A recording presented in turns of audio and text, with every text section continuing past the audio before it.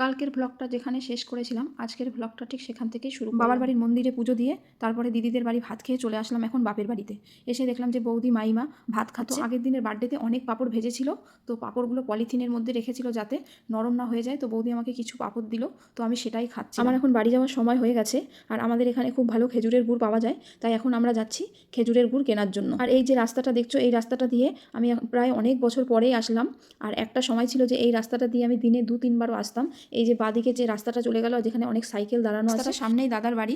এখনও দেখছি অনেক স্টুডেন্ট পড়ে, আর আমি ক্লাস 4 থেকে 12 তক পড়েছি। আর আমি পড়া ছাড়াও ওই দাদার বাড়িতে আসতাম, আমার খুব ভালো লাগতো ওদের বাড়িতে। দাদার ভাই বোনরা আমার সাথে পড়তো।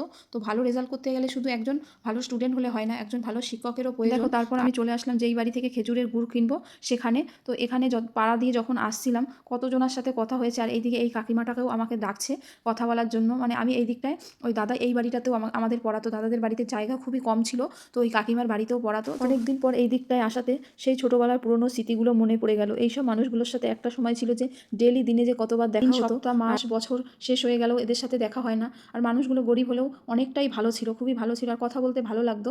আর কাকিমাগুলো খুব সুন্দর করে কথা বলতো। আর এখন দেখি গ্রামের মানুষের মধ্যেও মেলামেশা অনেকটাই কমে গেছে। আমরা যখন ছোট ছিলাম দাদা টিউশন পড়ানোর আধা ঘন্টা আগে চলে আসতাম, এসে আমরা অনেক খেলাধুলা করতাম। তো দিনগুলো খুবই ভালো কেটেছে। আর আমাদের ছোটোবেলা থেকেই বাবা মা এমনভাবে মানুষ করেছে যে আমরা গরিব মানুষদের সাথেই বেশি মিশতে পছন্দ করি। আর দেখবে তোমার থেকে যারা একটু গরিব তাদের সাথে মিশলে তুমি অনেক বেশি ভালোবাসা পাবে, কিন্তু তুমি যদি তোমার থেকে বড় লোকের সাথে মেশো তখন দেখবে তোমাকে সেরকম সম্মান করবে। আর জানি না কেন আমাদের মধ্যে আজও এই গুণটা রয়ে গেছে, আমরা সবসময় আজও গরিব মানুষদের সাথে মিশতে অনেক পছন্দ করি। আমি যেখানে বাড়ি করেছি সেখানেও দেখি যে যারা আমার থেকে একটু মানে গরিব তাদের সাথেই মিশতে ভালো লাগে, আর তাদের মনটাও অনেকটাই ভালো। দেখো, তারপর বাড়ি ফিরে এসে এখন সবাই মিলে রেডি হয়ে বেরিয়ে পড়লাম বিকেলে মাঠের দিকে ঘুরতে যাব বলে। মানে আমার বিয়ের পরে মনে হয় যে এটাই আমি প্রথমবার মাঠের দিকে ঘুরতে বেরিয়েছি, মানে এই দিকের মাঠটায়। আমাদের এখানে 2টো মাঠ আছে, কিন্তু এই দিকের মাঠটায় আমি আসিনি। তো আমার মেয়েরা গরুর বাচ্চাটাকে দেখে অনেকটাই আদর করলো।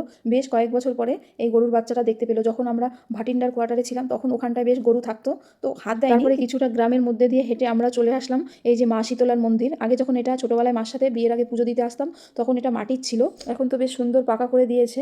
আর এটা চৈত্র মাসের শেষের দিকে বেশ বড় ধুমধাম করে পুজো করা হয়।